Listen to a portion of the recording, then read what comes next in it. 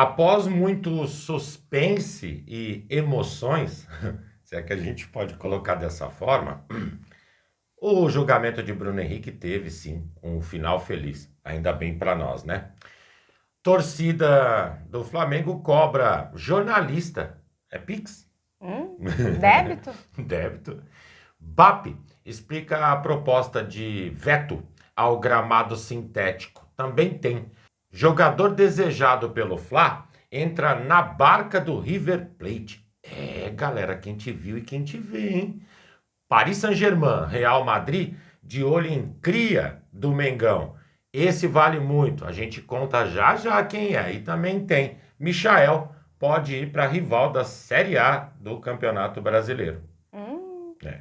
Fala galera, rubro-negra, estamos chegando com mais um vídeo aqui no canal Camisa 10 da Nação. O seu, o meu, o nosso canal de notícias e informações do Flamengo. Esse Flamengo que a gente tanto ama. Mas antes de começarmos com as notícias, gostaríamos de pedir a você que acompanha o nosso canal e ainda não é inscrito, para se inscrever aqui embaixo no botão inscreva-se, ativar o sininho da notificação, porque assim, sempre que postarmos um vídeo novo, você será notificado e, claro, deixar também o seu like e o seu comentário, porque isso ajuda demais o nosso trabalho e é muito importante para nós. Como sempre falamos, amigos, é rapidinho, viu? Papum. Então, Assim é. bom, bora começar então com as notícias. Não é novidade, mas surpreende. O River Plate, nesse ano de 2025, não se deu muito bem nas competições. Eliminado no Apertura, eliminado na Libertadores, eliminado. Assim é. Depois que o Munheco chegou, a impressão que passava era de que o time ia se acender. Mas, dentro de campo, não foi o que aconteceu. Prova disso é que eles por lá já preparam uma barca. Parece que vai mudar um pouquinho o time para 2026. E entre os jogadores que estão na lista de dispensas aparecem Borja, ex-Palmeiras, Facundo Colídio, que já foi alvo do Flamengo e de repente pode ter aí uma grande possibilidade de contratação, Milton Casco, Enzo Pérez, Pete Martinez, que foi herói da Libertadores em 2018, e também tem zagueiros Paulo Dias e Federico Gattoni. É, galera, vai vendo o que está acontecendo por lá. Tudo, óbvio, devido a altos salários, devido à falta de produção. A real toda é uma só. O River Plate, com a eliminação no Apertura para o Platense, que caiu também na fase de grupos no Mundial, foram eliminados na Copa da Argentina. Olha para quem foi, inclusive, Rivadavia. Eu nunca nem ouvi falar nesse time. Ou seja, totalmente desprestigiado. Fora, óbvio, a derrota para o Boca por 2-0, que acabou também, dentro do clássico, trazendo mais desconforto para o River Plate. Com essas e outras, jogadores, caso o Flamengo se interesse, pode vir a pintar no Mengão. Vamos de olho? ver, né? De olho. É. Bom, galera, seguindo com as notícias, a novela do julgamento do Bruno Henrique, enfim, chegou ao fim. Nessa quinta-feira, o atacante do Mengão foi julgado no STJD em uma sessão que começou ali um pouco depois das 15 horas e durou por mais de 2. O resultado? Bruno Henrique está liberado para jogar, mas vai ter que pagar uma multa pequenininha ali de R$100 mil. Pequenininha, hein? Que isso? Foram 6 votos a favor da multa sem suspensão e 3 votos defendendo uma punição mais pesada. Com isso, o caso está encerrado e não cabe mais recurso, tá, galera? O Bruno Henrique acompanhou tudo online. Já pelo lado do Flamengo estavam presentes o advogado Michel Acef Filho, o advogado pessoal do Bruno Henrique e também o vice-presidente jurídico do clube. Esse julgamento era a continuidade da sessão que foi interrompida na última segunda-feira, quando um dos auditores pediu vista. O relator Sérgio Furtado Filho, até então, já tinha votado pela absolvição no artigo que poderia suspender o Bruno Henrique por até 12 jogos, propondo apenas a multa. E claro, né, galera, que o clima esquentou fora do Rio de Janeiro também. Mas como assim, Ju? Como sempre, tudo que acontece no Flamengo vai respingar lá em São Paulo, no Palmeiras. Eles ficaram revoltados, tá, galera? Dirigentes do Palmeiras, nossa senhora. Segundo o jornalista Danilo Lavieri do UOL, até circulou em grupos, né, internos do clube uma foto do vice-presidente do STJD, o Rodrigo Ayashi, ele vestido com a camisa do Flamengo na arquibancada, o que gerou uma certa indignação no pessoal lá do Palmeiras. O Lavieri chegou a dizer o seguinte, abre aspas, o Rodrigo participou do julgamento e afirmou que ficou tranquilo com a decisão, mas ele torce para o Flamengo e isso irritou o pessoal do Palmeiras. Sinceramente, era óbvio que eles iriam espanar com essa decisão do STJD, porque o que eles queriam, na real, era uma punição muito severa para o nosso Bruno Henrique. As explicações dadas ontem, após cada voto dos especialistas, evidenciou muito do que se tratava essa punição. E não era exatamente focada ao cartão amarelo versus casa de apostas, e sim a atitude do jogador, tendo em benefício, sem dúvida nenhuma, somente o pagamento da multa. Agora, tem um outro julgamento que está para rolar aí nos próximos dias, do Tigrinho, do Palmeiras, que esse eu entendo como muito mais relevante, muito mais importante, aonde a punição tem que ser pesada, porque esse sim agride todo o ecossistema do futebol, coisa que inclusive o Brasil é sempre prejudicado dentro da América do Sul. E os amigos sabem do que estou falando. Não é verdade? É triste. Então. E continuando com as notícias, Paris Saint-Germain e Real Madrid estão de olho em uma joia do Mengão. Ryan Roberto.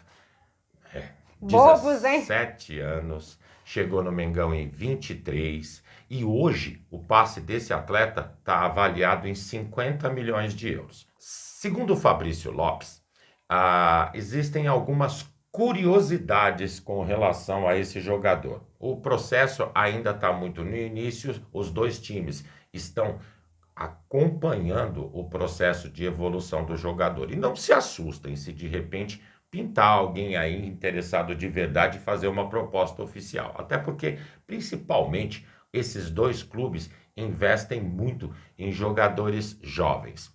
De onde saiu o Ryan Roberto? Atlético Paranaense. A quem pertence o Ryan Roberto? Ao Flamengo, mas 50% dos direitos do jogador pertence tanto a Atlético Paranaense quanto a Flamengo. Existe uma cláusula que, se o Flamengo quiser, pode pagar mais 20% por 1,5 milhão e ficar com 70% do atleta.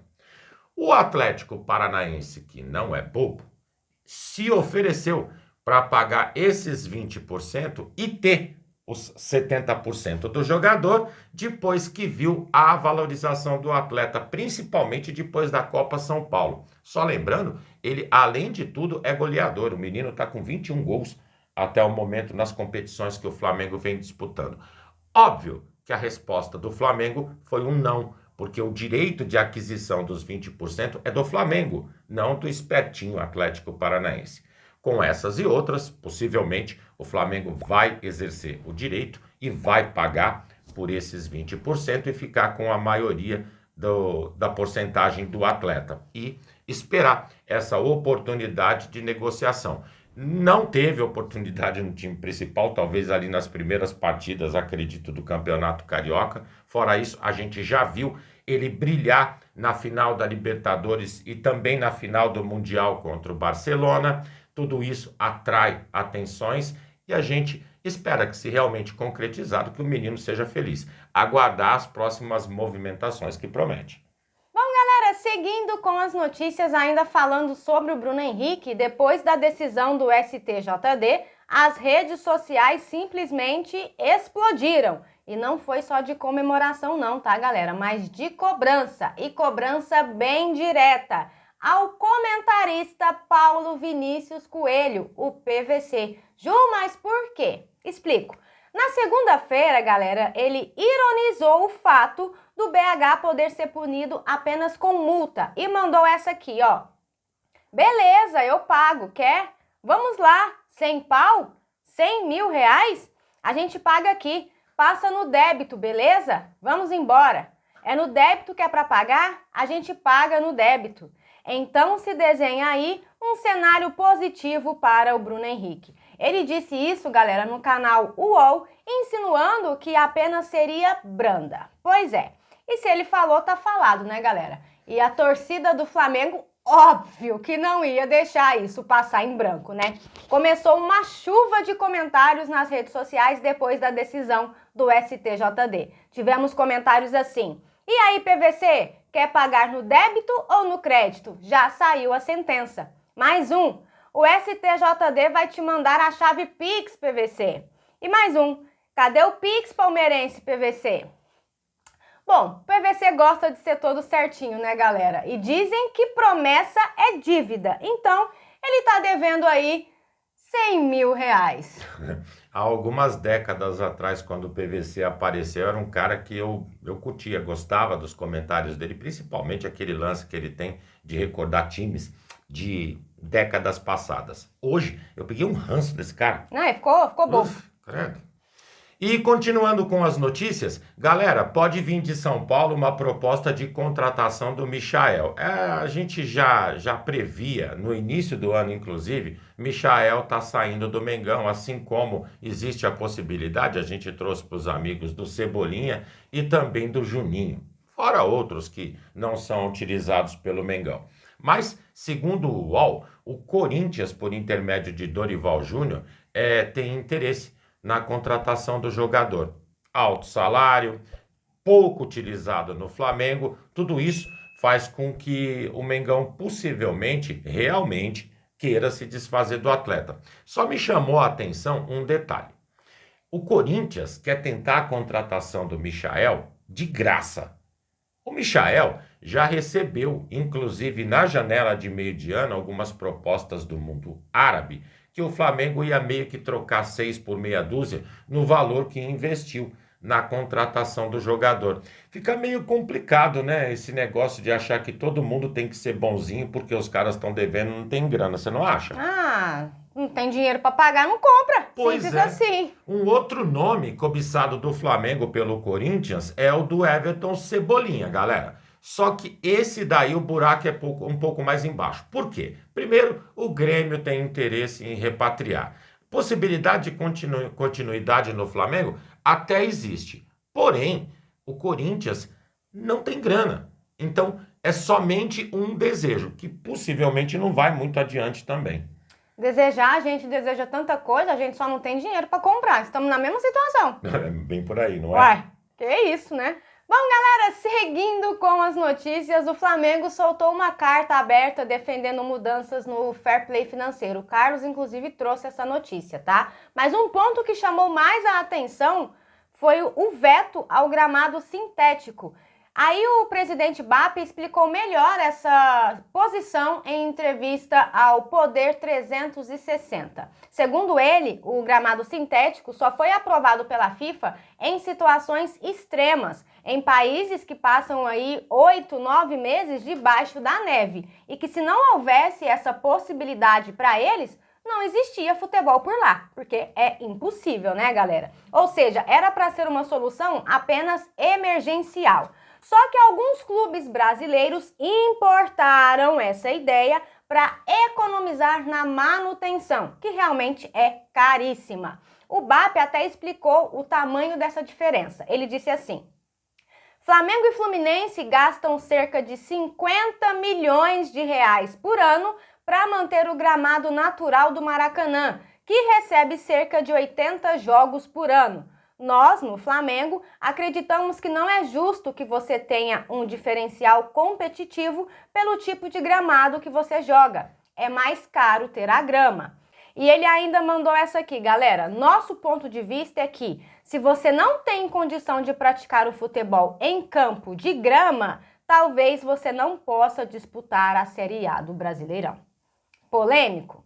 Muito. Mas faz todo sentido, tá, galera? E não é puxando o saco do BAP, não. Mas eu concordo com o que ele disse. É lógico que é muito mais barato você manter aquele plástico verde do que uma grama de verdade, né? Só que tem um porém. Os riscos para os atletas, eles aumentam, né? Lesões são mais comuns e a gente tem visto isso em gramas sintéticas. E isso é um ponto que a gente não pode ignorar. A Guerra Fria entre Flamengo e Palmeiras, ela vem se acirrando cada vez mais. Verdade é essa, algumas indiretas ou diretas de um lado e do outro. Assim, pelo jeito, vai caminhar a humanidade, não tem como ser diferente. E com relação ao gramado sintético, galera, os times que possuem esse tipo de gramado, não sei se os amigos percebem, mas são sempre aqueles que buscam benefícios à torta e direita, não é? É só prestar atenção quem são eles. E não vai assustar se depois da reforma, que São Januário, passar, lá também aparecer gramado sintético. Acaba que o gramado sintético é como a altitude, né?